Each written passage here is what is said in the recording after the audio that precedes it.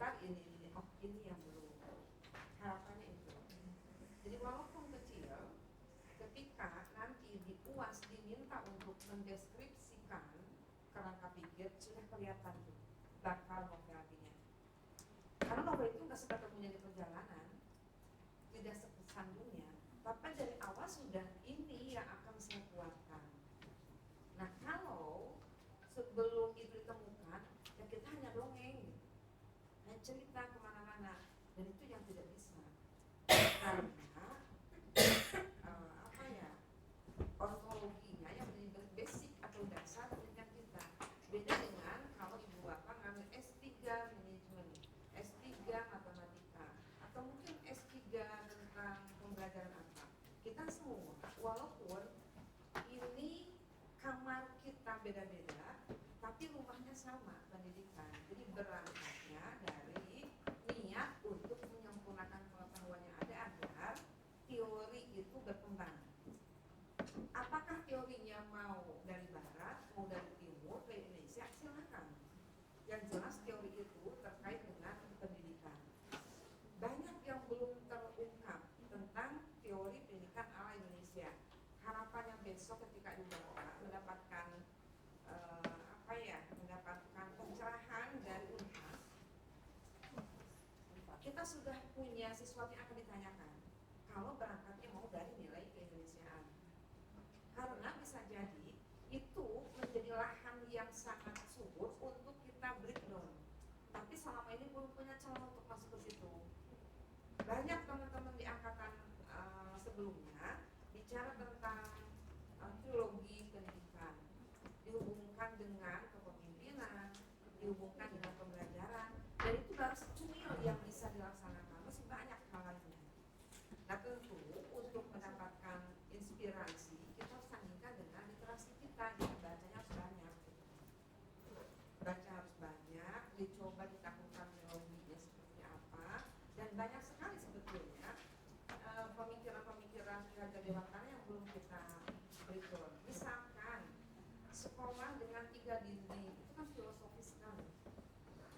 Sekolah itu jangan 4 dinding yang tertutup rapat, karena kita tidak sedang mendidik anak untuk tidak bermasyarakat gitu. Justru dibuka satu dinding agar ada kontak sosial, agar ada jembatan untuk bisa diimplementasikan di masyarakat, dan bisa jadi sumbernya dari masyarakat. Itu juga belum ada yang diangkat gitu. Nah itu saya barangkali ada gambarannya. Terima kasih. Terima kasih Pak EM. Lagi-lagi kita memang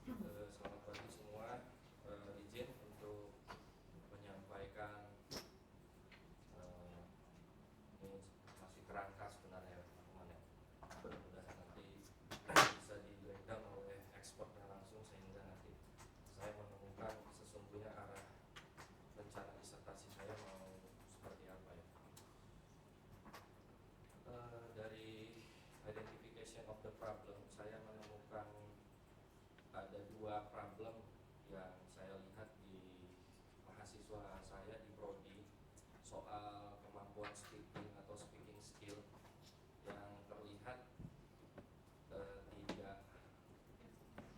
tidak maksimal, dalam artian mahasiswa-mahasiswa yang sudah sampai pada ujian sempro maupun ujian kompre, kalau di sini, kalau kami sebut di sana ujian unakosa atau sidang skripsi, yang sesungguhnya penyampaian komunikasi sebagai seorang mahasiswa bahasa Inggris yaitu melalui speaking English. Di sisi lain, mahasiswa-mahasiswa itu sudah dikuatkan dalam 4 semester mata kuliah dan juga 2 penguatan matrikulasi bahasa Inggris di semester 1 dan 2. Dan di situ juga sudah ada dasar-dasar linguistik dan juga skill-skill keterampilan berbicara. Tapi saya melihat fenomena yang menurut saya menjadi tanda tanya, kenapa kemampuan speakingnya tidak baik gitu ya. Setelah saya mewawancara 3 dosen yang mengaku matrikulasi ini, saya menemukan bahwasanya pembelajaran yang diterapkan di kelas itu cenderung behavior based. Jadi memang teridentifikasi dosen mengajar speaking itu hanya menggunakan drilling, pattern practice, imitation, dan cenderung hanya berfokus pada dosennya atau teacher center. Sehingga memang bahasa sebagai keterampilan, dalam hal ini keterampilan berbicara, tidak ada proses komunikatif, sehingga mahasiswa itu belajar hanya pada meniru, mengulang, ya, dan mengimitasi, sehingga proses-proses imitasi atau pengulangan ini juga akan tidak maksimal nantinya ketika mereka tidak menggunakan secara komunikatif. Artinya setelah pembelajaran ya selesai semua gitu, karena bahasa tidak digunakan secara komunikatif, hanya pada saat pembelajaran itu saja. Kemudian juga saya mewawancarai mahasiswa, terdapat 4 di sini ya. Sorry, belum saya di sini ada 4 problem di sini. Yang pertama, linguistic competence ya. Memang dari sisi linguistik, terutama grammar, mereka belum bisa merangkai kalimat itu dalam tataran yang kempal ataupun kompleks gitu ya. Sehingga memang komunikasi dalam bahasa Inggris terkadang mix. Mereka tidak bisa menyusun sebuah kalimat sehingga mix digantikan oleh bahasa Indonesia gitu ya. Kemudian yang kedua itu anxiety, kecemasan. Artinya memang bahasa Inggris terkadang menjadi momok, ini bahasa yang sulit kata mereka, bahasa yang tidak mudah untuk dipelajari, sehingga ketika berbicara itu juga kecemasan itu timbul.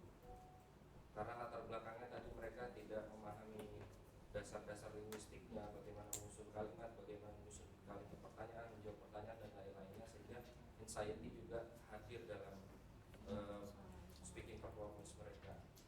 Kemudian yang ketiga itu lack of motivation. Ternyata saya identifikasi mahasiswa yang masuk ke jurusan itu juga memang terkadang memang bukan tidak ada motivasi untuk masuk ke jurusan itu. Ada yang memang itu pilihan kedua atau itu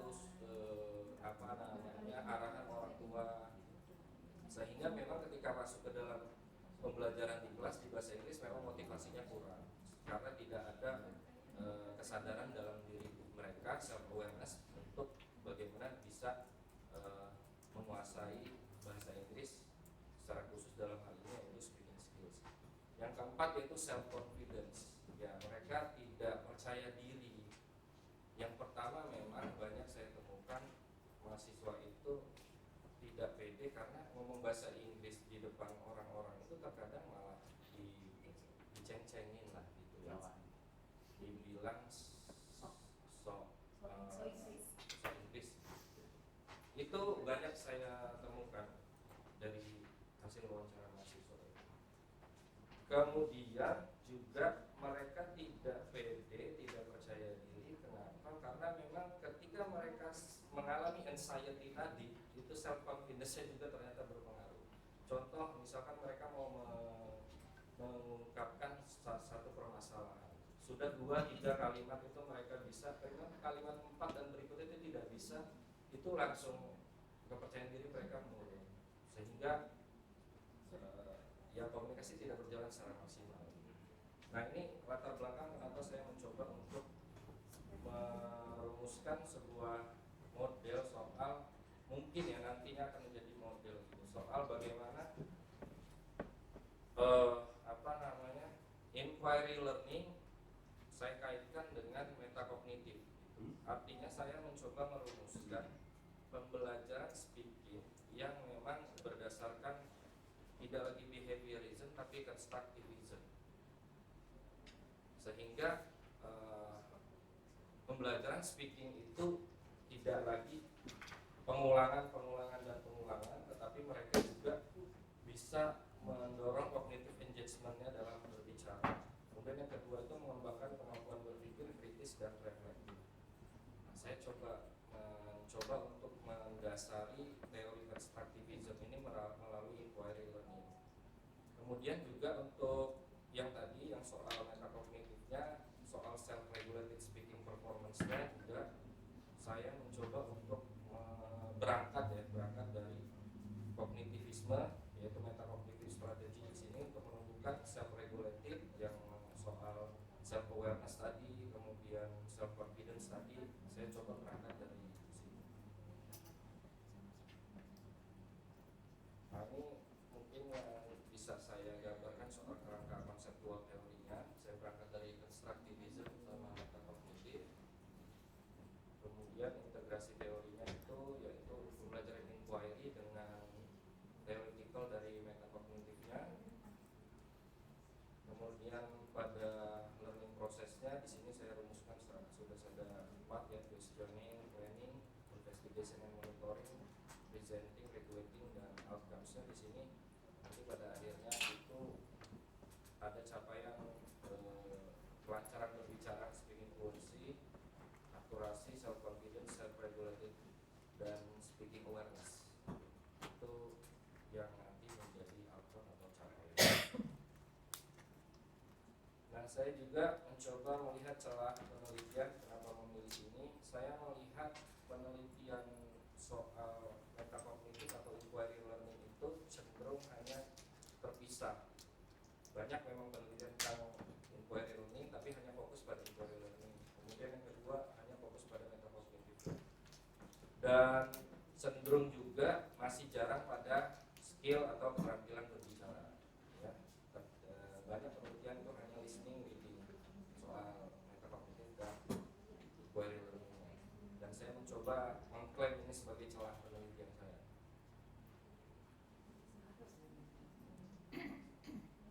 Dan ini klaim kebaruan atau kita bilang ini novelty. Saya melihat di sini ada integrasi teoritik ya. Saya mengkombinasikan tadi inquiry based learning, constructivism, dan metacognitive awareness-nya menjadi satu kerangka konseptual yang terpadu. Yang kedua, inovasi pedagogis, mengembangkan model pembelajaran speaking berbasis inquiry metacognitif yang memungkinkan siswa meneliti konteks dan merefleksikan performa mereka sendiri. Kontribusi empiris untuk menguji efektivitas model yang nanti mungkin menjadi model IMSL di sini dalam meningkatkan akurasi self confidence dan self regulation siswa atau mahasiswa yang EFL ya, English Foreign Language ya. Kemudian relevansi kontekstualnya menyesuaikan model dengan konteks lokal, misalkan budaya belajar kolektif Indonesia sebagai adaptasi dari teori barat.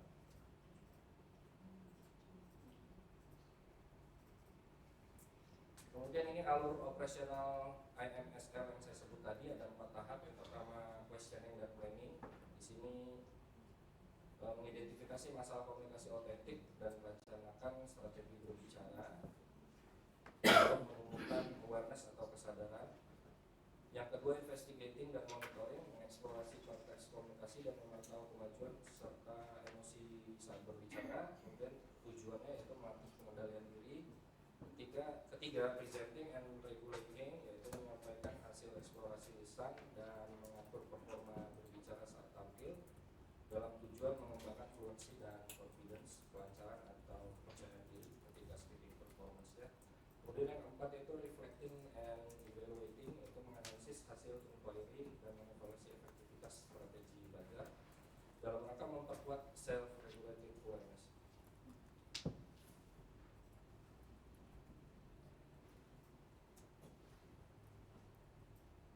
sini interaksi antara inquiry based learning tadi dan metacognitionnya yaitu dalam rangka membentuk reflective communicative competence ya, atau kemampuan komunikasi yang reflektif. Inquiry di sini yaitu mendorong deep engagement dan penggunaan bahasa yang otentik, karena memang ketika komunikasi speaking tidak berjalan dan tidak ada engagement atau keterlibatannya, memang saya pikir capaiannya juga nanti tidak maksimal gitu ya. Karena saya berangkat tadi dari bagaimana drilling itu justru menutup celah komunikasi antar individu, karena mereka cenderung individualistik, hanya mengulangi, mengubah pattern atau mengimitasi performa mereka secara individual saja. Dan sesungguhnya kan tujuan dari komunikasi itu kan tidak hanya individual dan disampaikan ke audiens, tapi bagaimana kita bisa berkomunikasi dengan dengan banyak orang gitu ya, sehingga engagementnya itu ada di sini. Yang kedua, metacognition mendorong mahasiswa menyadari dan mengontrol proses berpikir dan performa berbicaranya. Jadi memang nanti ada semacam refleksi bagaimana mahasiswa itu juga bisa mengevaluasi performa dia gitu ya, performa speaking dia. Ketiga, sinergi itu meningkatkan performa berbicara yang sadar, kritis, dan adaptif. Kemudian potensi kebaruan ilmiah atau novelty statement, di sini saya mencoba memaparkan soal integrasi pembelajaran yang berbasis inquiry tadi, ya, yang cenderung eksploratif. Kemudian strategi metakognitifnya ke dalam rangka pedagogis terpadu untuk instruksi berbicara untuk English as a foreign language. Kemudian IMSL ini mengubah peserta didik menjadi peneliti bahasa yang sadar diri dan yang mengeksplorasi, meregulasi dan mengevaluasi proses berbicara mereka sendiri.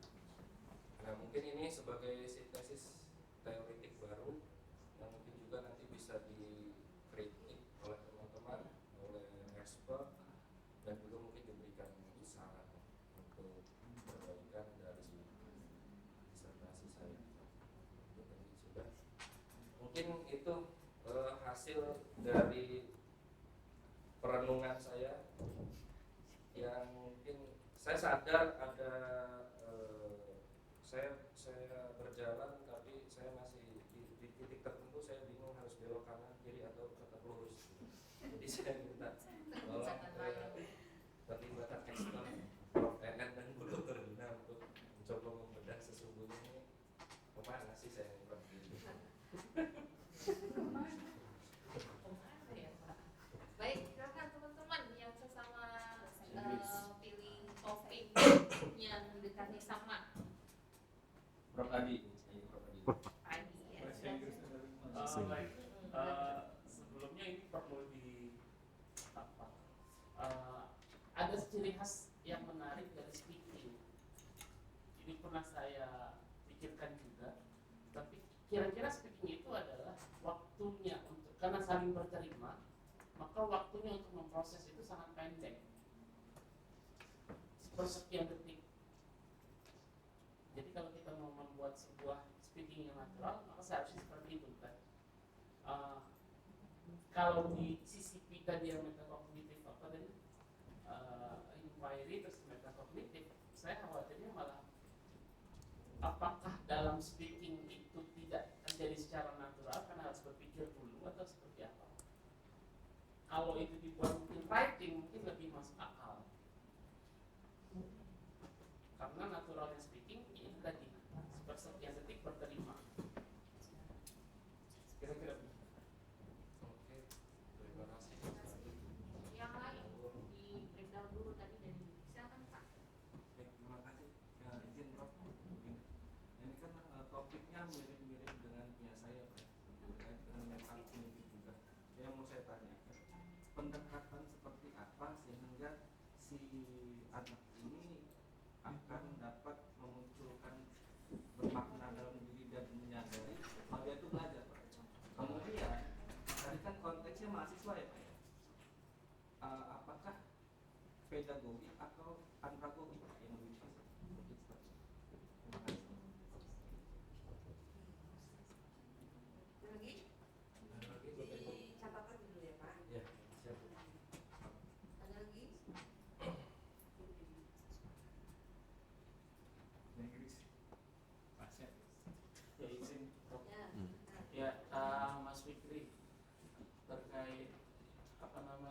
permasalahan tadi ya. Permasalahannya kan memang banyak, termasuk juga speaking itu banyak masalahnya. Hanya mungkin perlu, karena kita nggak bisa menyelesaikan semua masalah itu dalam satu riset gitu ya. Tadi kan banyak tuh yang mau ditambah self confidence-nya, self awareness gitu. Menurut saya dispesifikkan saja pada masalah prioritasnya gitu ya, masalah prioritas dan juga relevansinya dengan model yang akan dikembangkan. Karena saya lihat tadi alur modelnya tadi kayaknya belum ada yang mengarah kepada pembentukan self confidence itu tadi sih gitu. Jadi kayak agak sedikit terkesan gitu ya, terkesan supaya ini banyak gitu ya. Menurut saya agak lebih spesifikkan saja supaya nanti yang kalau bahasa ProPN itu yang ditembaknya tepat sasaran gitu. Mungkin itu sih. Terima kasih. Terima kasih Mas Asep.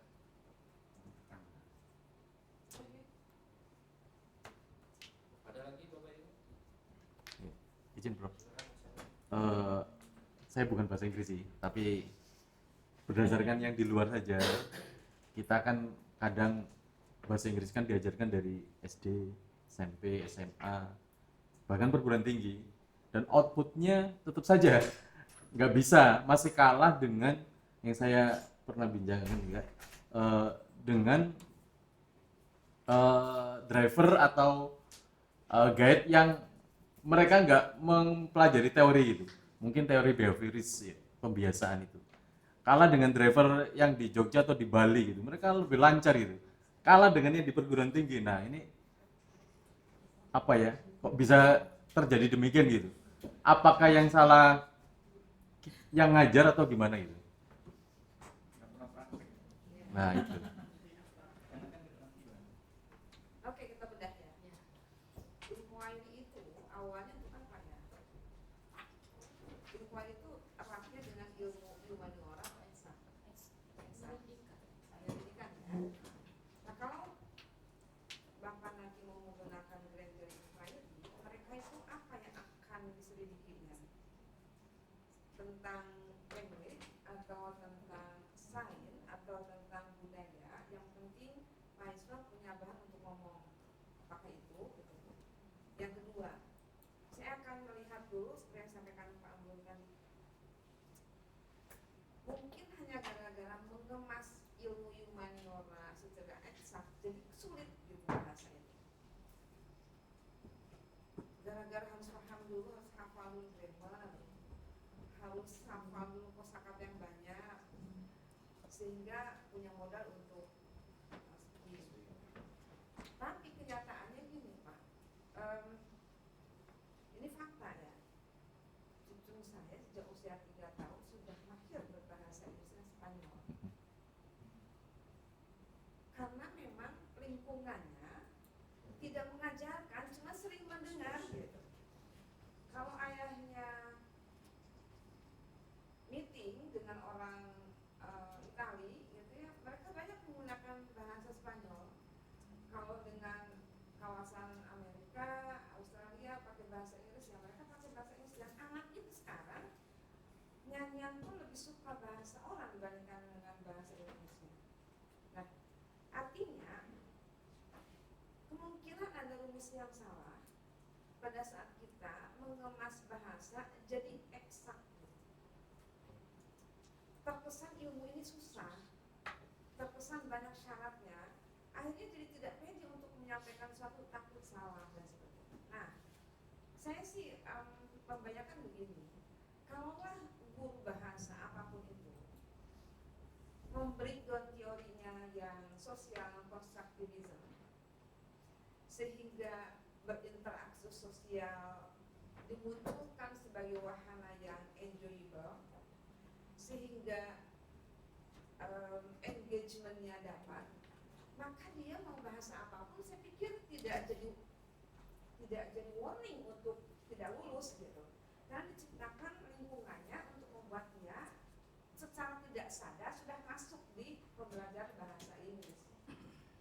Nah ketika ini diciptakan di perguruan tinggi kan untuk mahasiswa ya Pak, yang harus terpikir adalah bagaimana menciptakan engagement antara siswa dengan siswa, mahasiswa dengan mahasiswa,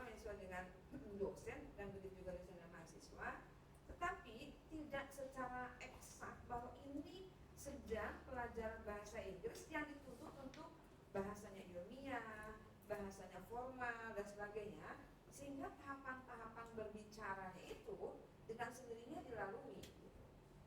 Kalau model utamanya berorientasi pada inquiry tidak harus speaking, karena inquiry itu basically penyelidikan hasilnya tidak usah disampaikan secara oral ya, faktanya harus ilmiah kan gitu ya, bisa ditulis saja, tidak harus dalam bentuk komunikasi secara lisan gitu ya. Nah mungkin kita memang ada yang salah gitu dalam pembelajaran bahasa Inggris ini. Ketika India, Australia, Australia, kemudian Singapura, Malaysia, sisa penjajahnya itu mereka budayanya sedikit dibiasakan dan berbahasa, mereka tidak ada yang merasa kesulitan berbahasa Inggris ya. Beda dengan di Indonesia. Jadi di Indonesia ini tidak ada sisa budaya yang dilanjutkan untuk berbahasa Inggris. Yang kedua, pembelajaran bahasa Inggris menjadi pembelajaran yang sulit untuk dilakukan karena terlalu formal dan eksak. Akhirnya sampai perguruan tinggi pun kecuali yang kursus dipaksa behavioris, yang kuliah memang di bahasa Inggris, sehari-hari dipaksa untuk bicara bahasa Inggris, yang lainnya mungkin jadi persoalan ya.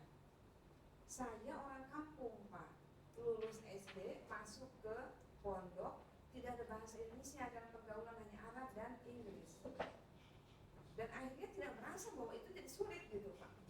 Artinya mungkin kontak sosial ya yang harus diperbaiki, sosial konstruktivismenya yang harus dipakai gitu. Nah pada saat Bapak menaklukkan sosial konstruktivism, ya ini menjadi apa ya, penyerang dari behavioristiknya, yang mungkin Bapak harus sampai akhirnya menemukan motivasi-motivasi membuat orang jadi suka untuk bicara gitu. Coba Bapak cari instrumen yang sudah ada tentang motivasi berbahasa Inggris, walaupun mungkin untuk bahasa ibu ya, tapi nanti kita sesuaikan dengan bahasa kedua di Indonesia. Nah kalau itu ternyata ketika diadaptasi di Indonesia ada faktor-faktor yang belum terwadahi di situ, itu bagian Bapak. Dia tidak menghasilkan model pun Bapak bisa punya novelty, karena selama ini belum ada faktor yang diwadah selain yang sudah ada di negara orang. Indonesia belum punya, dan hampir semua wilayah Indonesia itu sulit untuk berbahasa Inggris. Mungkin dengan analisis faktor nantinya, tapi membreakdown itu dari sosial konstruktivisme. Bisa dimahami nggak? Bisa. Dipahami nggak ya? Bisa dipahami. Ya. Artinya saya punya pandangan lain soal ini, sebenarnya arahnya untuk apa. Dan dengan kata lain tadi inquiry saya itu kurang pas nembaknya Ya. gitu Prof. Ya. Nanti coba saya merenung lagi dengan membaca kitab-kitab sosial. Ya. Ya, betul, Pak. Ditambah lagi dengan metakognitif itu kan orang berpikir tentang berpikir tuh. Berpikir tentang berpikir itu dalam sekali Pak. Belajar tentang belajar. Nah, bicara agak susah bagaimana mau menaklukkan berpikir tentang berpikir bahasa Inggris gitu. Jadi kita masuk di wilayah yang terlalu dalam nih Pak teorinya, tapi tidak menyelamatkan masalah gitu. Tidak memecahkan masalah. Kita hanya berpikir sebagai ilmuwan, bukan diangkat untuk jadi praktis ya. Mungkin keliru memahami atau saya kurang dalam menganalisisnya. Saya mengangkat soal bagaimana kesadaran diri untuk belajarnya itu Prof. Hanya pada tataran permukaan itu. Nah itu Pak, nanti Bapak akan ketemu faktor-faktor yang membangun itu. Ternyata yang di situ butuh ini loh, agar muncul kesadaran dirinya. Berarti selain motivasi yang sudah ada untuk mau berbahasa Inggris itu, Indonesia butuh motivasi yang dibangunnya dari ini gitu. Yaitu belum ketemu. Kan sampai sekarang masih juga bicara tentang menghafal rumus tentang grammar. Ya itu yang saya tangkap yang Prof bilang tadi soal bahasa justru jadi eksak. Ya. Nah itulah tadi GTM ya, Grammar Translation Method itu kan 2 tambah 2 4. Sementara bahasa itu nggak bisa 2 tambah 2 4. Ya. Misalkan saya ngomong menanyakan kabar kan nggak harus how are you today gitu kan, bisa yang lain. How's your life bisa. Nah, cenderung kenapa saya mencoba untuk tadi lebih kepada constructivism, karena memang proses berpikirnya di kelas itu nggak distimulasi, dicekokin dicekokin gitu ya, oleh behaviorism yang sifatnya hanya repetition pattern gitu, sehingga nanti pas sudah di breakdown ke kalimat yang lain lemah mereka. Nah saya itu agak bingung soal bagaimana saya breakdown arah sebenarnya permasalahan speaking mahasiswa ini ke yang tadi. Cuman saya ada pencerahan atau yang soal social constructivism itu tadi. Jadi caranya Pak mungkin nanti Bapak nembaknya dengan dengan analisis faktor. Bapak angkat dulu nih instrumen yang sudah baku dipakai di luar, pakai untuk memancing persoalan di Indonesia, standar luarnya lah. Oh ternyata di situ ada aspek ininya belum terwadahi ini, itu yang bagian Bapak nanti. Dan Bapak mungkin bukan hanya untuk perguruan tinggi ya, bisa untuk segi menengah dan pendidikan dasar kalau sudah bertemu itu. Kan itu penyakit yang belum tersembuhkan Pak. Karena selama ini merawat takmir, humanisme dipakai yang menggunakan sains. Jadi sulit kan, sulit bagi gurunya, sulit bagi peserta didik. Oke Pak, ada gambarannya? Ada gambaran Prof? Ya, jangan terlalu jauh ke inquiry dan kognitif Pak. Iya Prof. Itu sangat eksak sekali untuk pemikiran. Ya. Saya terlalu nyaman di langit mungkin gitu Prof. Terlalu jauh. Makasih Prof ya. Iya. Jawab Prof. Atau sudah terjawab Prof? Yang masukan diterima aja. Masukan diterima. Oke, Pak Fikri itu ya. Ya. Sudah cukup ini. Prof. nyaman Nyaman gitu Prof. Engagementnya kan tadi engagementnya. terbangun. Terima kasih atas kesempatannya teman-teman semua. Terima kasih banyak Prof. Eren dan Bu Dr. Dina. Saya mendapat banyak pencerahan. Mudah-mudahan ini bisa membantu saya secara tepat untuk menyelesaikan nanti sampai pada akhirnya jadi itu disertasi yang kami buat. Terima kasih, saya akhiri. Assalamualaikum warahmatullahi wabarakatuh. Waalaikumsalam warahmatullahi wabarakatuh.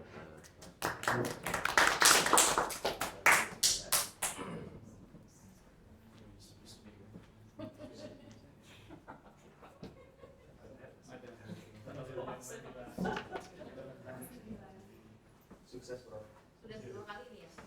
Oh, baru sekali. Ini mau main gamenya aja capek-capek tiap hari.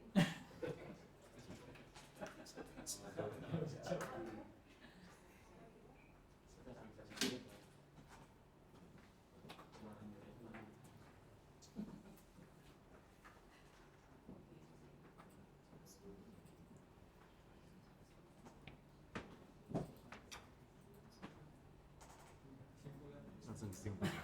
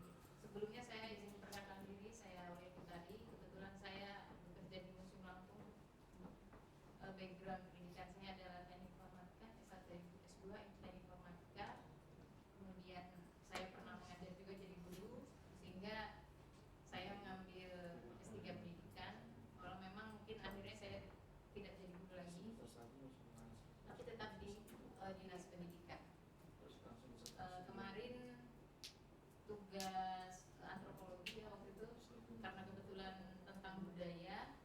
Kemudian saya mengangkat tentang budaya yang ada di kantor saya, artinya temanya.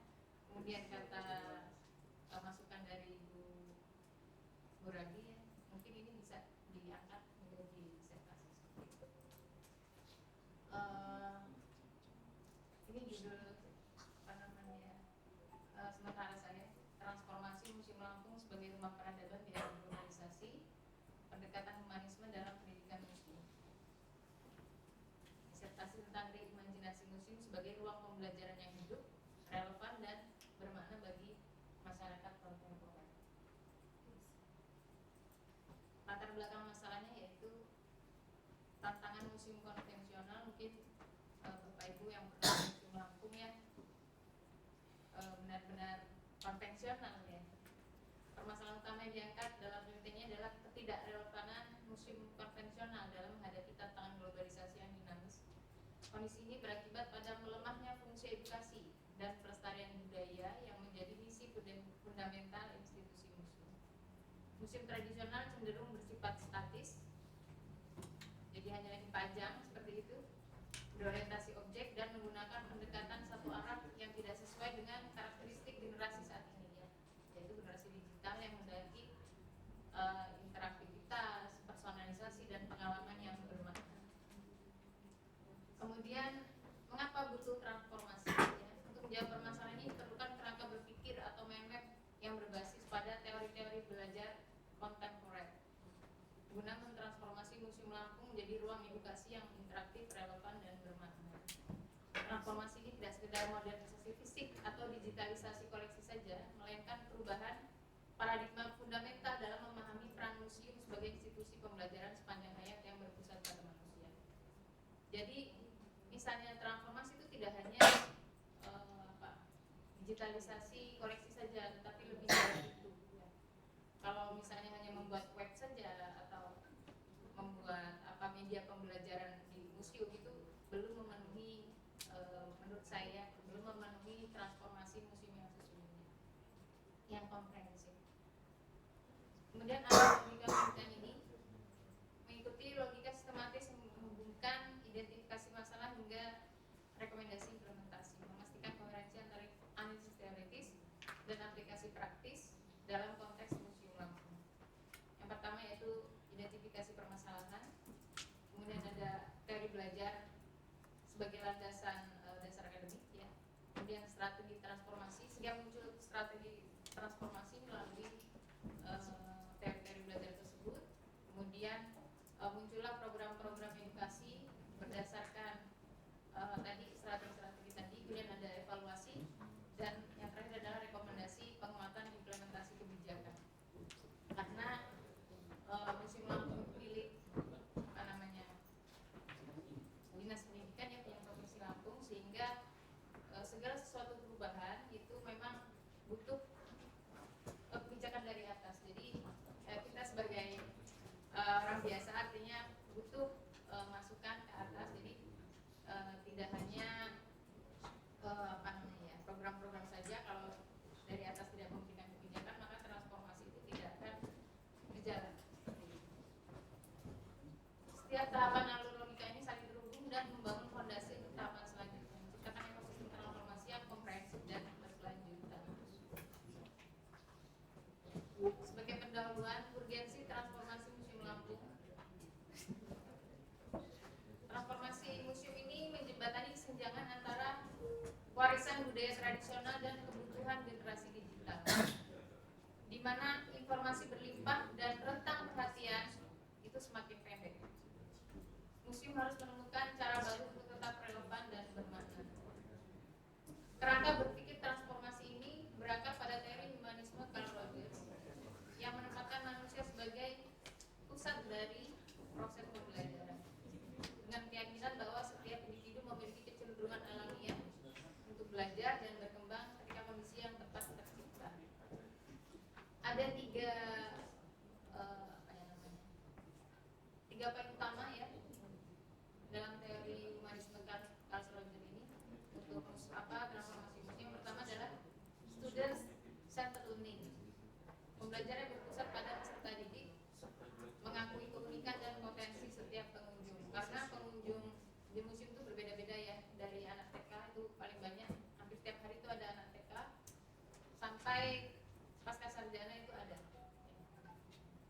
itu yang dari akademik ya, dan lainnya yaitu umum. Umum itu juga dari luar negeri juga banyak, kemudian pengunjung dari luar daerah juga banyak, sehingga menurut saya kalau museum itu gitu-gitu aja saya ya malu juga gitu lihatnya.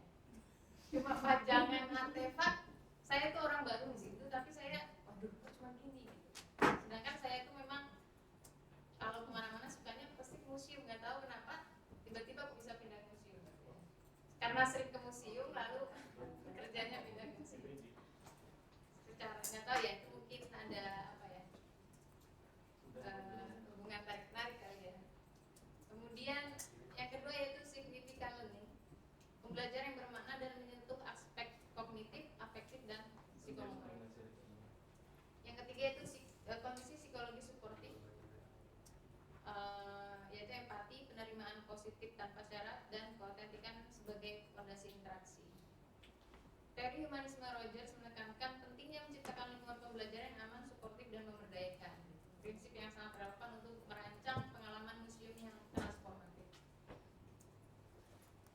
Ini sama aja.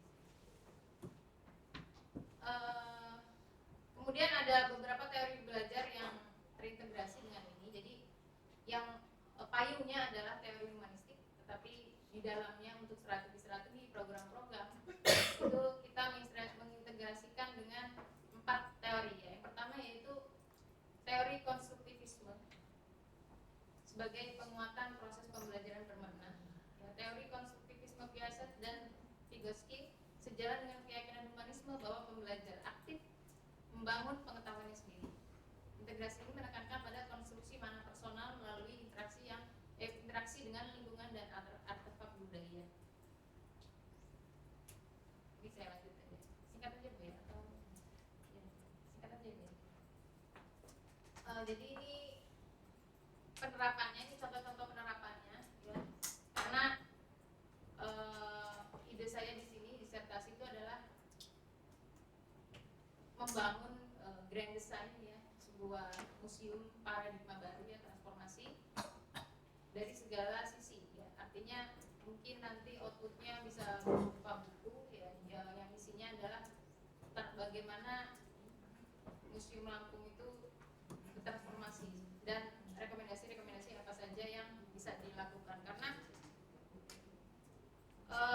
situasi empirik sekarang ini apa ya, museum itu kekurangan ide ya.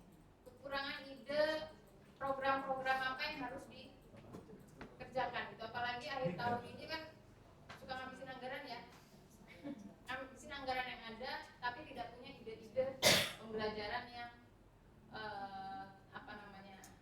sesuai. Akhirnya ya begitu lagi programnya, sehingga anggaran seperti habis percuma seperti itu. Nah, ini contoh penerapan untuk konstruktivisme seperti zona eksplorasi bebas, area di mana pengunjung dapat berinteraksi dengan artefak sesuai minat pribadi. Kemudian konstruksi narasi personal, pengunjung ciptakan cerita mereka sendiri berdasarkan artefak. Scaffolding berbasis minat, bantuan disesuaikan dengan tingkat pemahaman dan minat individu. Jadi memang untuk pemandu di museum itu juga sangat kurang ya.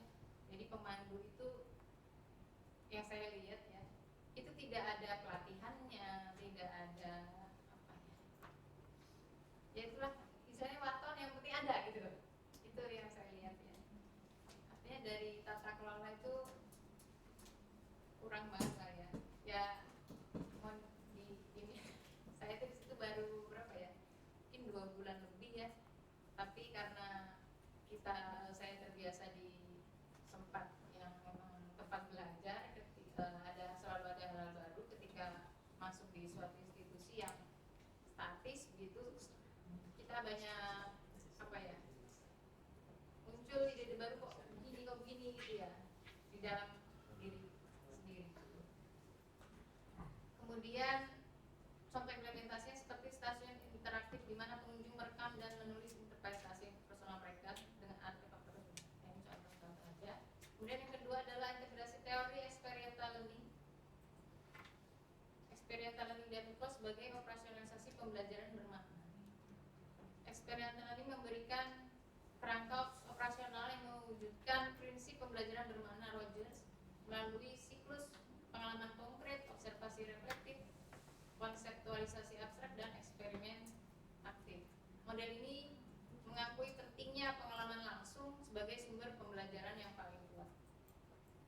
Penerapan dalam konteks museum seperti siklus belajar lengkap, setiap exhibition itu dirancang dengan 4 tahapan tadi ya. Reflektif, abstrak, konkret, reflektif, abstrak, dan aktif. Kemudian ada refleksi terpandu, fasilitator membantu pengunjung merefleksikan pengalaman mereka secara mendalam. Kemudian selama ini hanya pasif saja ya, satu arah seperti itu.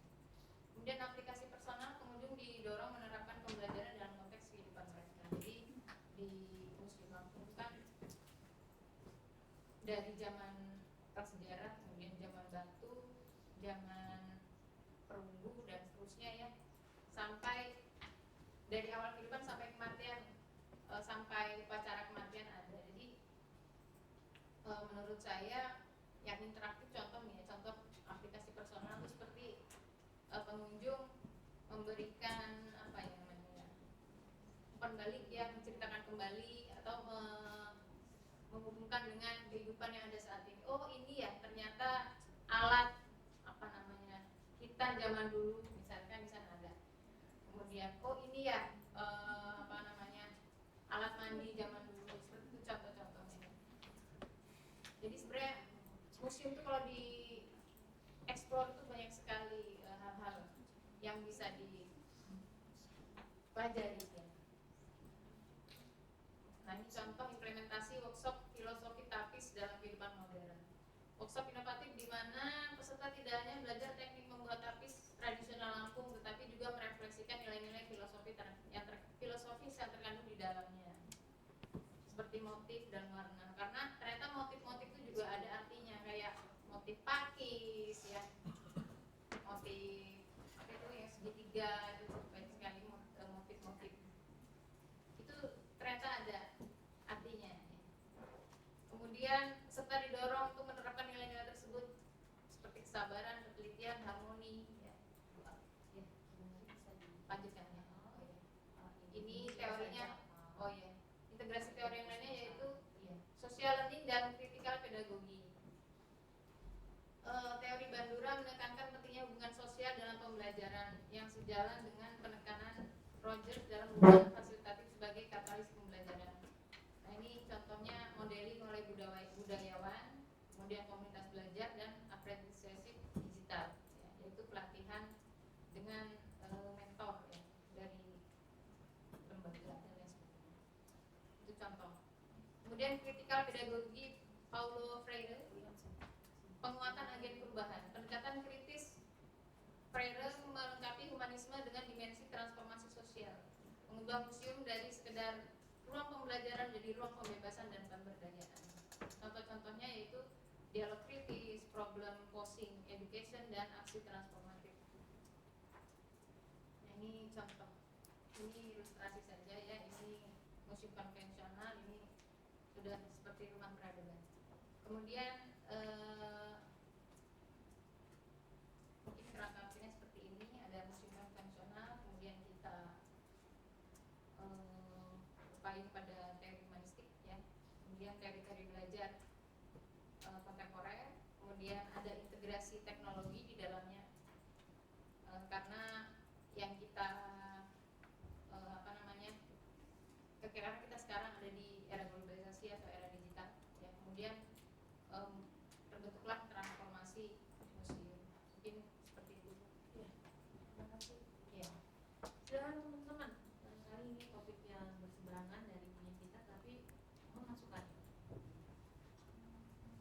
Mudah-mudahan yang lain pada resah juga, teresah punya masing-masing. Bisa jadi masing-masing. Silakan masukkan gimana? Tadi sebenarnya teori yang dipergunakan sudah bagus ya. Saya melihat dari Museum Aceh yang saya iniin cepat itu ya, Aceh, Jakarta, sama Yogyakarta itu ya. Artinya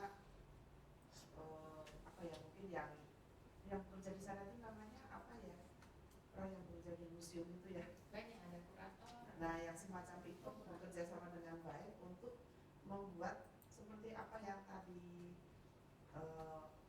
Mbak Aulia nyatakan, sehingga museum itu ramai terus, Yogyakarta dan Solo ya, itu ramai terus oleh masyarakat yang mengunjungi gitu. Dan ya itu tadi lewat apprentice dari ini gitu, dari apa, web atau apa gitu ya, yang kita lihat di sini. Kalau buat teori namanya saya masih agak-agak ragu, tapi tadi kayaknya social learning masuk ya. Ya. Sebenarnya ada 5 ini ya. Humanisme yang lain ini kemudian terintegrasi dengan konstruktivisme, experiential learning, social learning, dan critical pedagogy. Nah ini Yang critical itu yang itu ya, yang kayak kajian, gitu-gitu, dialog. Nah outputnya ya ini strategi, program konkret museum, rekomendasi pendidikan dan platform. Baik. Baik. baik ya. Tadinya saya mau ini loh, bisa nggak ya gitu. Kalau dari orang yang dari museumnya sendiri ya, ada sesuatu kan yang harus diubah dari mereka gitu. Yang mau ditembak itu yang orang di museumnya itu, atau sudah keluar kayak yang kemarin disampaikan waktu kelas Pak Rangga itu, sudah pembelajaran ke masyarakat itu ada mungkin ya. Karena kan dua-duanya bisa ya. Ada memang di dalamnya ada. Ya, kayak yang misalnya di Kesi sama dari orang museumnya itu kan. Ya. Karena kan kalau di sana sama aktif, kenapa yang di sini diam ya? Ada apa ya yang orang-orang yang bekerja di sini gitu? Iya, gitu ya. Iya, jadi dari dua sisi, kalau yang dari orangnya kan ada SMK Kesi. Barangkali gini ya Bu Aulia dan Bapak Ibu yang kita amati ya, yang disampaikan oleh Bu Aulia. Coba kita breakdown masalahnya dulu. Berangkat dari masalah-permasalahan pendidikan apa, sehingga museum ini menjadi urgent untuk menjadi faktor inilah pelengkap atau menjadi sumber utama untuk belajar. Nah, tadi kan Ibu terjebak dengan berangkatnya dari kondisi fisik museum. Oh ya. Jadi seputaran bagaimana improvement tentang museum. Padahal hakikatnya kita tidak ke arah situ, Bu. Sehingga tumpukan teorinya menjadi tidak benar. Gitu. Jadi kebutuhan, analisis kebutuhan dan breakdown masalahnya tadi belum tepat untuk disasar. Ketika kita membicarakan kalau diawali masalah fisik, masalah tradisional, masalah modernisasi tentang museum, terus fungsinya untuk apa dan kontribusinya untuk kita apa. Saja Pak. Jadi memang ini mungkin sebenarnya ini lanjutan dari tugas yang waktu itu sosial budaya gitu ya. Jadi memang sebenarnya pelestarian budaya Lampung. Nah, beda berangkatnya kalau Itu dari permasalahan sebenarnya. pembelajaran. Nah jadi karena teori belajar itu saya fokuskan di museum, jadi makanya munculnya ini. Sebenarnya aslinya adalah pelestarian budaya awalnya. Jadi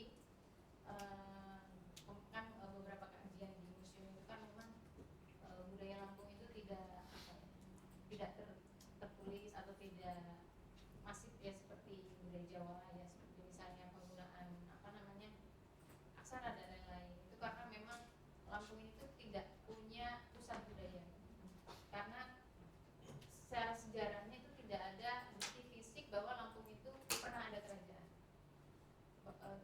Karena ternyata Lampung ini hanya bagian kedatuan dari Sriwijaya gitu. Itu dari sisi historinya. Jadi memang budaya-budaya Lampung itu belum ada pusatnya seperti itu. Makanya untuk pelestarian ya kurang apa namanya ya, kurang apa ya, agak sulit gitu Pak, seperti bahasa dan lain sebagainya, kurang ada pusat.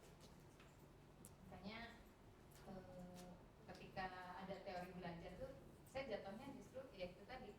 museum. Karena kalau Oke, oh ya, iya, mau diapakan ini? iya, kalau dari fisik nanti mau diapa? Bukan fisiknya. Jadi program-program ini nanti saya membuat suatu rekomendasi ya. Jadi dari transformasi tata kelola, kemudian program museum yang berdasarkan metode belajar tadi, kan saya bilang di museum itu kehabisan ide untuk program-program pembelajaran disabilitas gitu. Artinya seperti itu lagi gitu. Yang saya bilang tadi seolah-olah hanya menghabiskan pelajaran seperti itu. Padahal kalau kita mau belajar itu banyak sekali program-program yang bisa digali. Kemudian Oke, mungkin berangkatnya gini. Ibu agak terjebak seperti yang Bunda katakan di awal. Jadi kesannya kita menyuguhkan museum itu physically sebagai tempat fakta-fakta sejarah yang bisa ditonton masyarakat, yang bisa dipelajari masyarakat. Lebih beda berangkatnya kalau ibu akan menembak pendidikan, jadi menjadikan museum sebagai agen sosial masyarakat. Kalau masyarakat bisa masyarakat formal, bisa non formal. iya, Ketika ibu menjadikan ini sebagai awal melangkahnya, maka yang akan ibu lakukan adalah pengembangan program, bukan pengembangan, bukan mentransformasi museumnya, tapi program museumnya. Sehingga yang tadinya ditonton menjadi proses, Bu. Fakta-fakta yang terkolektifkan di museum itu mau diapakan oleh ibu? Kalau ibu berangkatnya dari ini bisa jadi sumber agen perubahan sosial masyarakat. Nah mungkin nanti ibu mendekati Pak Rangga, mungkin dengan virtual, AR gitu ya. ini salah satunya. Ya, jadi jangan mentransformasi museumnya, tapi akan menjadikan museum sebagai agen perubahan masyarakat. Beda Bu berangkatnya. Karena kita tidak sedang memoles gedung museumnya, tidak sedang melengkapi atau mengubah dari tatanan tradisional, konvensional ke modernnya, tapi bagaimana ini museum ini bermanfaat untuk pendidikan masyarakat, ya masyarakat sekolah maupun masyarakat umum gitu. Jadi hanya berangkatnya keliru Bu. Jadi kita hanya numpuk teori tapi mau diapakan ya ini gitu. Belum tergambar mau diapakan. Sebenarnya itu yang mau disampaikan, cuma kata-katanya kurang pas gitu kan apa penyampaiannya iya kan sebenarnya itu ya Bu ya waktu kita kemarin Bisa dua Bu, bisa jadi agen sosial, bisa juga menjadi tempat memori efektif masyarakat. Tempat memori efektif masyarakat itu kalau diprogram seperti apa? Jadi pada saat guru-guru belajar tentang sejarah budaya Lampung, ya datangnya kan ke museum, karena di museum punya program yang membuat orang jadi cermat berpikirnya, jadi terkesannya lama ketika ditonton melalui program yang dilakukan oleh museum. Jadi secara fungsional ya, bukan fisik bukan ya fisiknya mungkin nanti digitalnya ya silahkan aja. Tapi barangkali kalau yang memang pendidikan ya, iya. bukan untuk bukan untuk memanagenya, tapi bagaimana memfungsikan agar bisa ditembus oleh pendidikan. Ya. Belajar mungkin gitu ya Bu nanti ya. Jadi hati-hati Bapak ketika kita mendapatkan masukan dari teman, dari dosen, itu di breakdownnya teorinya dulu, jangan langsung munculnya judul. Makanya saya inginnya dari kerangka pikir dulu. Kalau dari judul dulu mengikat kita nggak bisa ngapa-ngapain gitu, menjebak jadi kesannya. Karena mau nggak mau itu menjadi orientasi untuk mencapai kepesannya begitu. Padahal kerangka pikir ini yang akan menemukan novelty dari kerangka pikir itu. Sehingga sebelum penelitian kita sudah bisa punya hipotetikal kebaruan gitu. Saya nanti akan begini nih karena berangkatnya dari ini gitu. Jadi hipotetiknya novelty itu bukan setelah pembuktian hipotesis, bukan.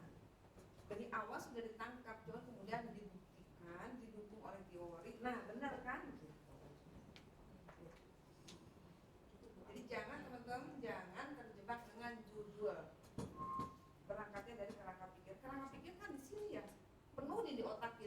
ya kulit kurang seperti apa gitu, udah sebesarkan gitu dulu. Saya punya ini. Kira-kira kalau saya ingin menyelesaikan masalah ini, mana yang harus direduksi, mana harus dipertahankan, harus ditambah gitu. Jangan dengan judul. Kalau dengan judul saya juga nggak bisa memberikan masukan, karena berarti kita masih mentah gitu berpikirnya. Tapi kalau sudah banyak membaca, sudah punya banyak peluang grand teori, nih kerangka pikirnya saya ingin ini, gapnya begini, kira-kira teori mana yang tepat, kira-kira mana yang harus dibuang gitu. Jadi kan enak. Oke. Ya, itu ya Bu. Ya. Jadi fungsionalnya bagus dan sosial, nanti baru mekanisme di dalamnya. Oke, cukup. Terima kasih Pak dan Bina. Mungkin ini saja yang saya sampaikan. Terima kasih. Mudah-mudahan bisa diterima ya nanti. Bukan judulnya lah, topiknya. Terima kasih. Assalamualaikum warahmatullahi wabarakatuh. Waalaikumsalam. Terima kasih. Lanjut, masih ada 3 lagi. Oh iya, jelas. 2 lagi belum siapa? Pak Asroni. Pak Asroni nggak hadir. Mas Ali. Ali mau maju lagi. Ali nanti terakhir sore. Jadi habis itu satu lagi Pak Ali ya? Iya, saya.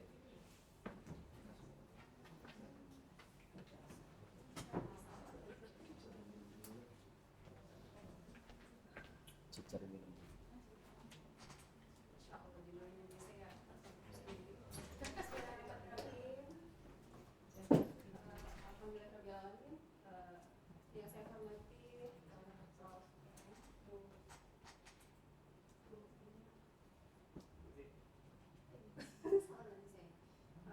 dan teman-teman sekalian yang saya cintai ya. Pada kesempatan ini saya mencoba menyampaikan hasil untuk 2 bulan ya, lebih kali ya, dengan asal masalahnya adalah kemampuan mengajar mahasiswa pendidikan matematika. Jadi sebenarnya saya nggak ngajarin co-teaching, tapi dalam pembelajaran dikit itu kan mahasiswa presentasi dan seterusnya gitu. Jadi ada banyak hal yang waktu kita tes mereka bisa, tapi waktu mengajarkan atau mempraktekkannya kembali itu bermasalah. Ada banyak hal yang kalau saya perhatikan dan diskusi juga sama dosen micro teaching itu pertama rasa percaya dirinya. Habis itu ke apa? Ke kerangka pikirnya aja. di belakang sekali siap. Ke apa?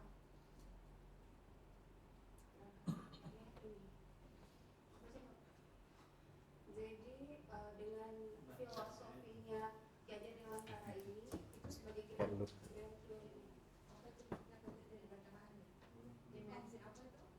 dimensi ontologis Apa itu? gedenya ya. Itu ada dimensi ontologinya pendidikan menggunakan kodrat, kan ada filsafatnya, terus ada psikologinya, belajar melalui pengalaman karena PBJL, terus aksiologinya kita belajar dengan sosiologi dan seterusnya juga.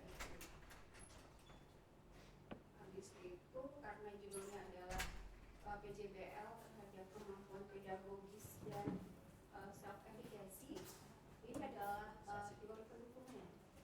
Ada PJBL-nya, terus saya menggunakan responsif pedagogi atau responsif budaya. Terus untuk memperbaiki atau meningkatkan self efficacy dan pedagogi kompetensi. Dari campur-campur teori tadi lah mendukung model yang saya usulkan di sini, PJBL responsif budaya dengan filosofi pendidikan Kiai Dewantara. Harapannya untuk meningkatkan self efficacy dan kompetensi pedagogis calon guru matematika.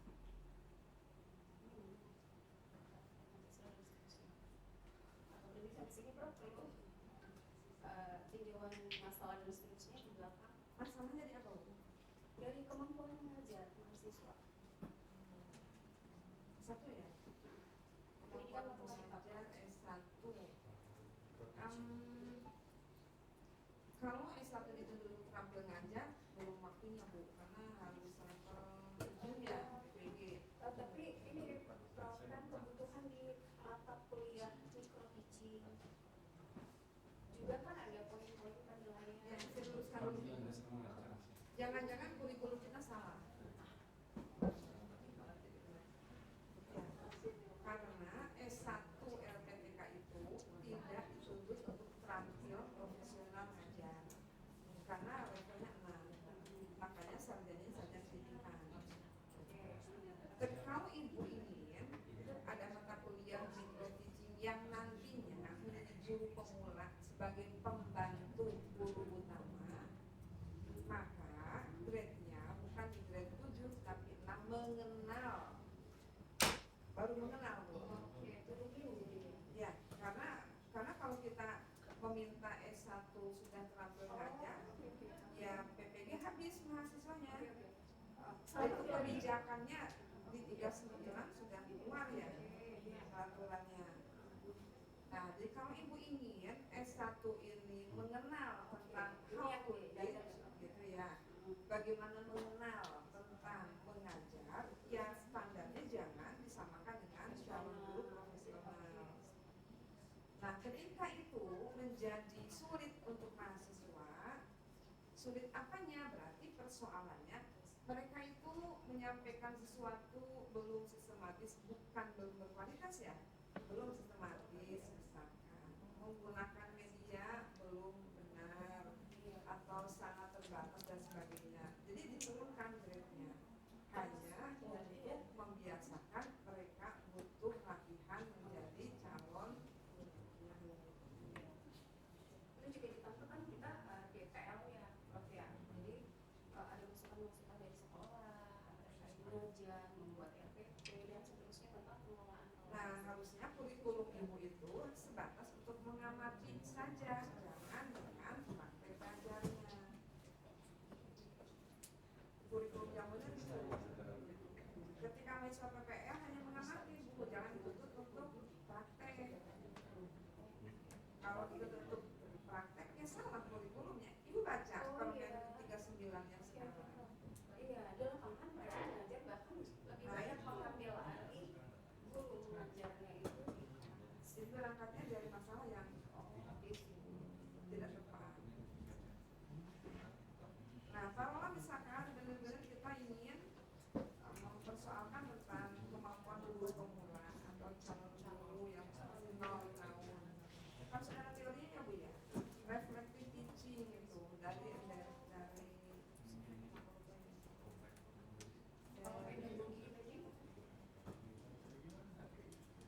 iya kan, kompetensinya dibangun dari depan. Tapi itu kebijakan ya Bu. Kalau untuk penelitian itu jangan terlibat dengan kebijakan bahwa guru profesional bangun oleh empat kompetensi. Salah lagi kompetensi yang profesional. Harusnya kompetensi akademik kan. Ibu harus keluar dari zona yang keliru itu. Cari teori tentang good teacher, tentang teacher effectiveness, tentang guru profesional, bukan dari kebijakan. Nanti dilihat tuntutannya apa, seperti apa kondisinya, hanya mempersiapkan guru mengenal aja belum mampu apa-apa. Atau mau dilihat dari PPACK, ya tapi itu harus mengambil mahasiswa PPG kalau mau PPG, karena mahasiswa terampil. Kalau tetap di S1 harus luar biasa. Usulannya tadi ya Prof, itu tentang levelnya di level 6. Tapi kalau di modelnya sebenarnya masih bermasalah nggak?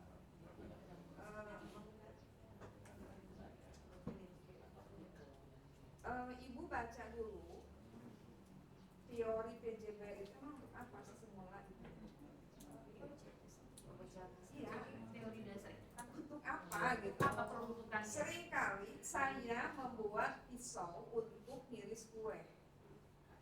benar berkualitas, tapi orang lain yang memanfaatkan produk saya kok untuk iris bawang, untuk potong kayu, kan yang selalu bukan pisaunya, tapi penggunanya.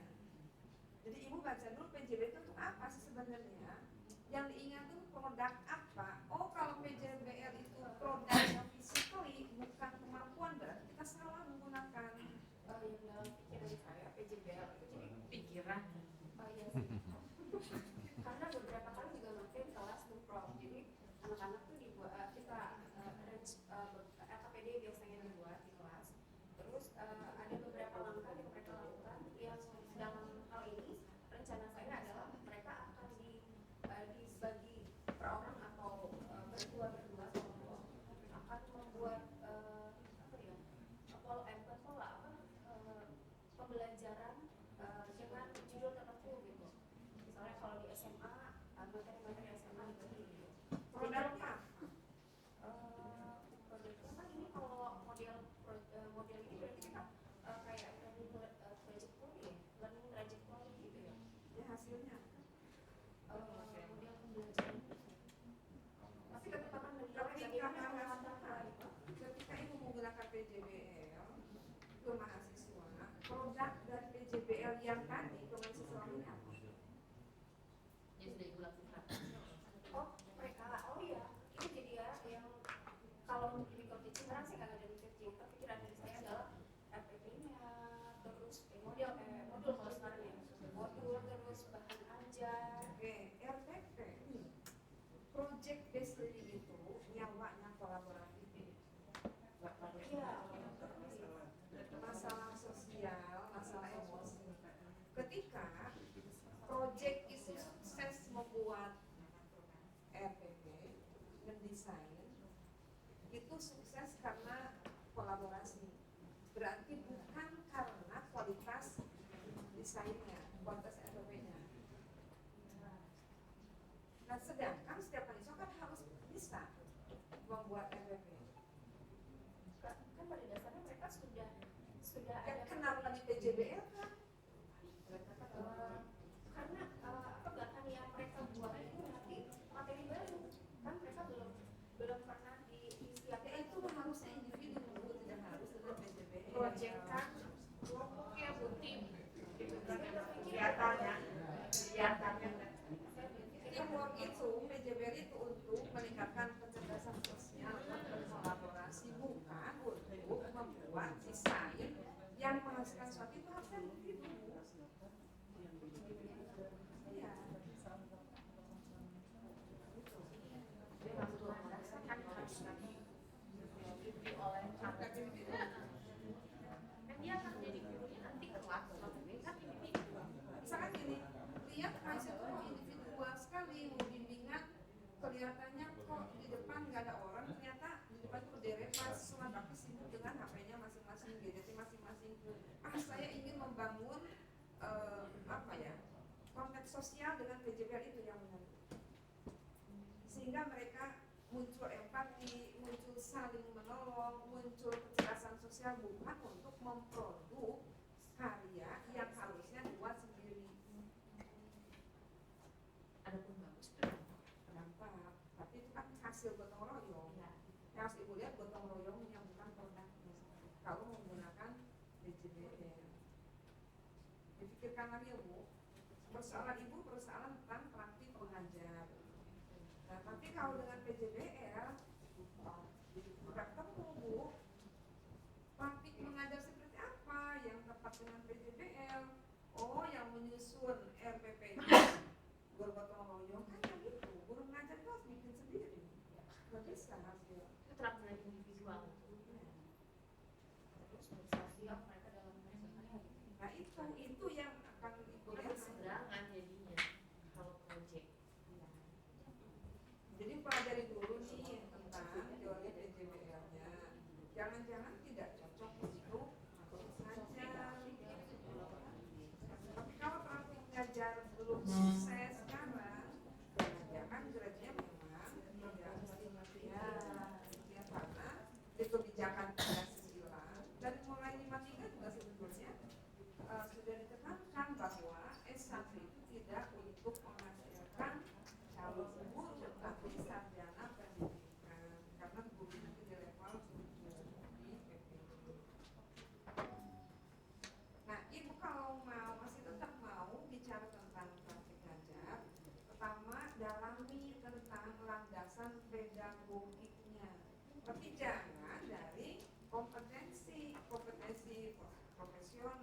sosial, apa lagi Bu? Akademik, jangan profesional ya. Akademik dan pedagogik itu tuh menjadi kebijakan kita karena negara orang tidak pakai itu. Sedangkan penelitian itu dasarnya kan harus teori yang ilmiah, bukan kebijakan yang ilmiah. Harus teori.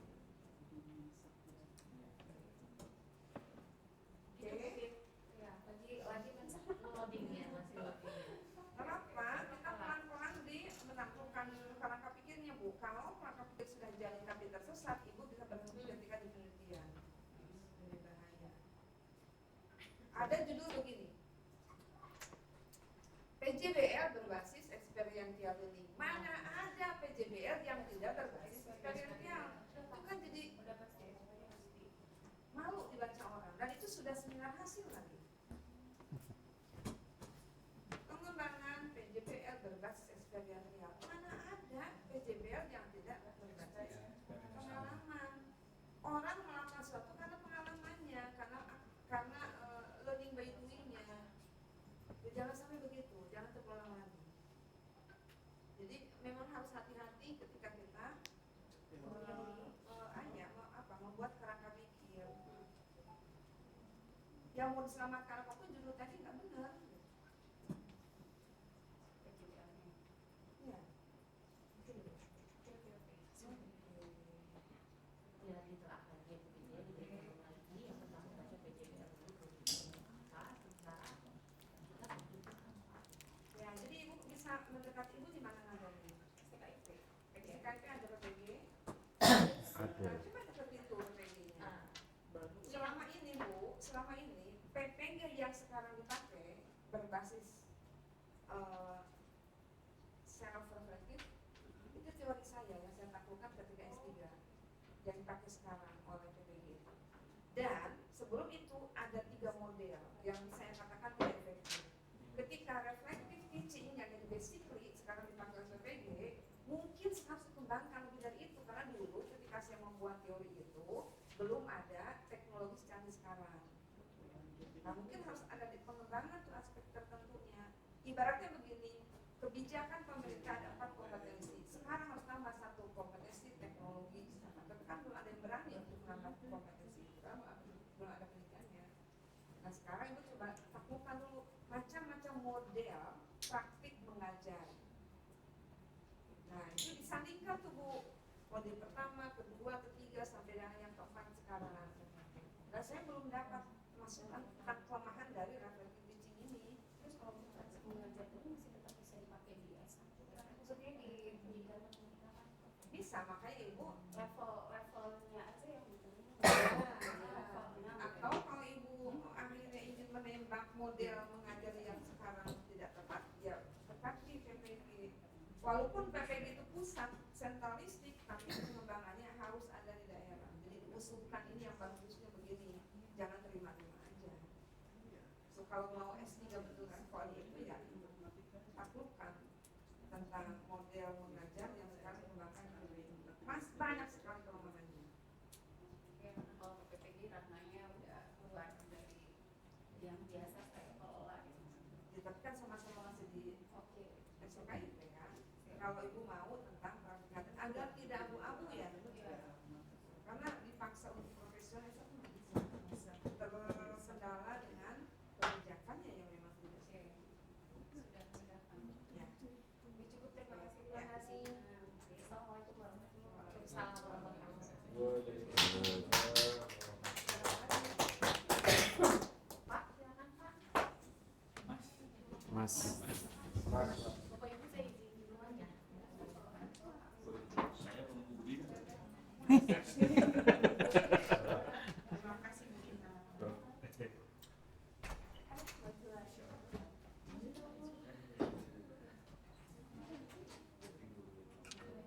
Assalamualaikum warahmatullahi wabarakatuh. Terima kasih Prof. Saya merasa seperti mau sidang disertasi Prof. Jadi saya pakai jas ini Prof.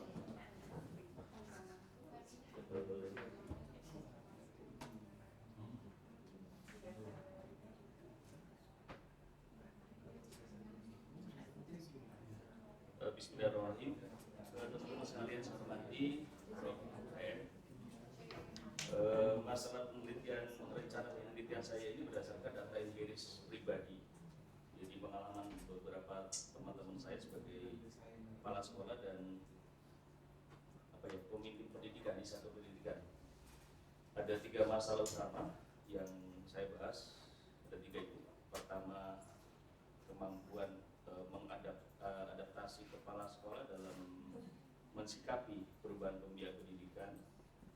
Kemudian tata kelola keuangan lembaga satuan pendidikan. Kemudian adalah bagaimana menggunakan data itu masih cenderung lemah. Itu didukung oleh literatur review saya. Ada beberapa literatur review. Ada 41 tapi saya padatkan jadi 20. Saya baca ada 20. Di antaranya adalah dari Leibniz, dan Mas Barot itu dan Bandur ya. Ada 3 itu. Bahwa memang kepala sekolah sekarang ini lebih banyak cenderung ke administrasi, jadi manajerial dan menimbulkan motivasi. Arahnya ke sana.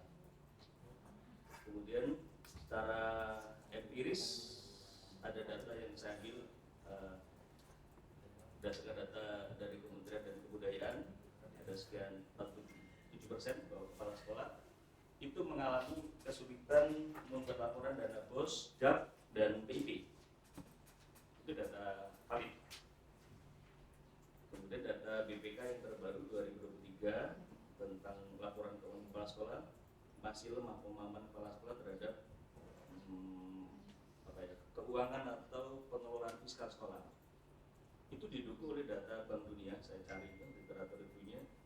Ternyata memang betul bahwa kepala sekolah, kapasitas kepala sekolah untuk mengelola fiskal itu masih lemah. Ditambah dengan kajian teman-teman IPB, ada Astriana, menemukan memang terjadi ketimpangan pembiayaan antar sekolah. Tidak antara kepala sekolah satu dan kepala sekolah lain, rumusnya memang berbeda-beda. Tetapi pada hakikatnya memang sama. Kemudian, Prof, saya sampaikan dari saya, dari beberapa penelitian, tidak banyak yang fokus ke satuan pendidikan yang membicarakan masalah atau yang meneliti atau mengkaji tentang kemampuan kepala sekolah mengadaptasi pembiayaan pendidikan di dalam sekolahnya. Kenapa demikian?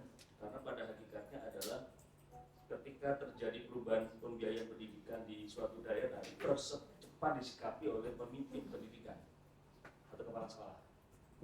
Nah, rata-rata yang terjadi, kepala sekolah hanya menerima ketika pembiayaan pendidikan atau keputusan kebijakan pendidikan dari suatu daerah, itu kepala sekolah hanya menerima. Ketika misalnya kasus yang terbaru, dana komite dihentikan oleh pemerintah daerah, kepala sekolah tidak siap, tergopoh-gopoh mensikapi ini. Dan ini berdampak kepada pembelajaran, berdampak pada kegiatan dan berdampak pada kompetensi guru. Diklat dihentikan, kemudian kegiatan-kegiatan eskul dikurangi, kegiatan-kegiatan pengiriman siswa ke level nasional juga dibatasi. Ini berdampak. Nah ini makanya novel saya mengatakan bahwa kepala sekolah harus punya paradigma baru atau semacam formulasi baru bagaimana mengatasi ini. Jadi aslinya mengantisipasi, walaupun pada hakikatnya adalah menghadapi. Ada 2 kata yang berbeda, mengantisipasi dan menghadapi. Kalau mengantisipasi itu sebelum itu terjadi sudah diantisipasi, kalau ini adalah menghadapi. Makanya saya buat rumusan begini, Prof. Bisa dilihat, Prof. Jadi kerangka berpikir saya begini, hanya ini. Jadi setelah saya literatur review, ada X1, ada X2 dan ada X3. Saya kemarin terbalik sekali, Prof. Yang pertama itu aksiologi, tapi saya ingat kata Prof, ontologinya dulu seperti apa. Karena pada dasarnya yang pertama, PAC mengatakan menjadi pemimpin itu tidak bisa diberikan, tidak bisa dari guru langsung di SKK menjadi kepala sekolah, tidak bisa. Jadi ada proses ada proses yang dari pengalaman dari guru, kemudian dia menjadi kepala lab, menjadi ketua program, misalnya menjadi wakil kepala sekolah, kemudian bisa menjadi kepala sekolah, dan itu pun belum menjamin proses untuk mengadaptasi ini bisa baik ketika menjadi kepala sekolah. Jadi tidak bisa pemimpin itu disetting di ijazahnya, di setting tidak bisa. Jadi memang harus berdasarkan pengalaman. Nah yang kedua, setelah dia mengatur pengalaman itu, penalarannya terhadap data sekolah seperti apa? Di data-data itu dibaca dengan seksama, dibicarakan dengan stakeholdernya, kemudian baru diputuskan. Yang ketiga, yang poin ketiga itu, keputusannya itu berpengaruh terhadap manusia. Yang ketiga itu fiscal entrepreneurship. Jadi berlaku terhadap manusia, dampaknya pada manusia, baik secara internal, eksternal maupun kepada orang tua, itu pasti berpengaruh. Nah, oleh sebab itu saya membuat analisa, namanya adalah Adaptive Fiscal Leadership for School. Jadi saya singkat dengan AFLS. Beberapa kali saya presentasikan pada teman-teman dan beberapa dosen dapat masukan, kemudian saya gambarkan seperti ini, bro. Variabelnya ada 3. AFLS itu dipengaruhi oleh perubahan kebijakan pembiayaan yang variabel M, moderator ya. Kemudian AFLS itu adalah semacam tantangan kepala sekolah, apa yang harus dilakukan atau diinovasikan oleh kepala sekolah, itu ada teori itu. Jadi adaptif challenge ya, tantangannya. Yang menuntut kepala sekolah harus berinovasi, bukan hanya menunggu. Jadi dia harus berinovasi apa yang bisa dilakukan di sekolah itu, misalnya dengan, ini contoh ya Prof, misalnya dengan menggerakkan kantin, kemudian sekolah menjadikan badan layanan umum daerah, sehingga sekolah itu berkembang, bertahan. Nah ujungnya adalah di variabel Z, bagaimana pemimpin yang bisa menyelesaikan tantangan yang sudah dihadapi akibat dari perubahan kebijakan itu bisa bertahan. Bagaimana seorang pemimpin bisa melanjutkan itu. Nah, ketika pemimpin itu berganti, maka sekolah itu kondisinya adalah stabil. Ujung dari sini nanti kalau misalnya ini diterima di ujian dan lulus wisuda, bro, kita jadikan buku, bro. Jadi kepala sekolah di Lampung fokusnya di SMK itu mendapatkan panduan. Dari mana data itu? Dari mereka juga, dari kepala-kepala sekolah yang sudah rencana kualitatif, bro. Ya. Jadi saya ambil dari kepala-kepala sekolah yang ada di Bandar Lampung, negeri, kemudian di Pringsewu, dan di Metro. Terima kasih, bro. Oke, ada masukan? Pemimpin yang adaptif itu bukan pemimpin yang menggunakan gaya situasional, bukan? Apa bedanya? Situasional dan adaptif. Ada bedanya? Sama? Ya hampir sama. Kalau adaptif itu cepat menyesuaikan dengan situasi. Iya, itu Ya, pasti betul. situasional. Situasional. Tapi istilahnya saya cari di literatur itu adaptif. Ya, jadi yang sudah baku gaya kepemimpinan situasional. Gaya kepemimpinan situasional itu ada saatnya telling, singing, ada kemudian ada juga delegatif, partisipatif. Jadi ketika kepala sekolah berbasis latar belakang tidak literat dan finansialnya, maka dia akan mengambil guru yang memang pintar mendelegasikan untuk bagian yang terkait dengan fiskal. Tidak dipaksakan kerja sendiri karena memang tidak berlatar belakang itu. Misalkan begitu Pak. Nah artinya memang dia tahu diri gitu. Mana yang memang dia harus sampaikan, mana yang memang dia harus cukup dilihat, mana kapan dia harus berpartisipasi dan kapan dia harus juga mendelegasikan. Oke, untuk urusan ini, untuk urusan tentang adaptif fiskalnya nanti Bapak bisa menyesuaikan dengan konteks teori yang memang sudah baku ya. Gitu, ya. Nah kemudian kita mundur Pak ke yang Bapak soroti kan tentang literat finansial ya, tentang apa namanya? Adaptif fiskal, Fiskal, tentang fiskal gitu ya. Nah saya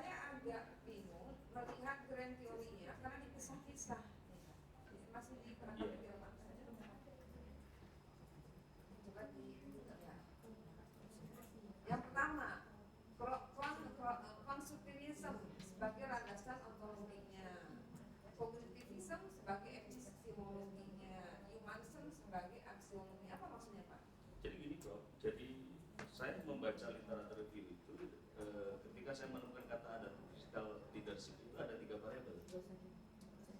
Bukan teori ya. Iya, nanti ada 3 variabel. Ya. Dari variabel itu saya kembangkan, ternyata arahnya ke situ. Karena kalau ini Pak, landasan teorinya itu grade-nya harus jelas yang mana gitu. Mau konstruktivis, mau kognitif, mau humanis. Tapi kalau Bapak sudah pegang ini gaya kepemimpinan yang situasional pasti humanis. Iya. Grade teorinya. Nah, grade teorinya pasti humanis gitu. Ontologinya pasti humanis. Nah, untuk yang landasan epistemologinya kognitivism itu jadi berbenturan dengan landasan ontologinya. Karena kan kalau epistemologi itu proses untuk penelitiannya lah, proses untuk mengembangkan ontologinya. Nah, sedangkan landasan aksiologis kan manfaatnya. Jadi cukup satu saja Pak landasan ontologinya. Bapak pakai humanis kalau mau ke situasional gitu. Kenapa humanis? Karena diharapkan nanti hasilnya itu memang kepala sekolah tahu diri tentang kelebihan dan kekurangannya. Yang selama ini memaksakan diri ujungnya jadi tidak jelas tentang fiskalnya kan gitu ya Pak. Nah, pada saat dia nanti hasil dari penelitian Bapak mau menghasilkan buku panduan tuh itu di luar target dari S3 ya Pak. Karena ketika Bapak nanti menghasilkan teori kepemimpinan yang humanis itu yang mungkin harus dikuatkan dalam analisis atau pembahasannya. Selama ini mau yang demokratis, mau yang transformasional, mau yang situasional, tidak berbasis tentang teori Pak, hanya langsung teori kepemimpinan gitu ya. Nah sekarang bagaimana kepemimpinan itu berbasis teori pendidikan, itu yang belum ada kan. Jadi nanti kepemimpinan yang situasional itu seperti apa kalau didasari oleh humanis ini. Nah Bapak bisa gandeng tentang triloginya Ki Hajar Dewantara. Nah apa yang akan Bapak kembangkan dari situasional leadership ini kalau humanisnya itu kita ambil dari Ki Hajar Dewantara, akan ketemu dimensinya nanti Pak. Dimensi-dimensi itu nanti akan menjadi kebaruan Bapak. Mudah-mudahan paham ya. Untuk menajamkannya nanti boleh dikonfirmasi dengan bahasa. Oke, cukup ya? Habis kan? Dipoto dulu Mas. Prof. Udah semua? Dulu, Prof mau dipoto dulu Prof. Bosan, yang lainnya udah tampil semua. Ada yang masuk Prof. Oh, memang dia tidak melanjutkan atau hari ini tidak? Ada Sering ada izin. ada sibuk. Oh iya. Terima kasih Prof. Teman-teman semuanya. Saya akhiri. Assalamualaikum warahmatullahi wabarakatuh.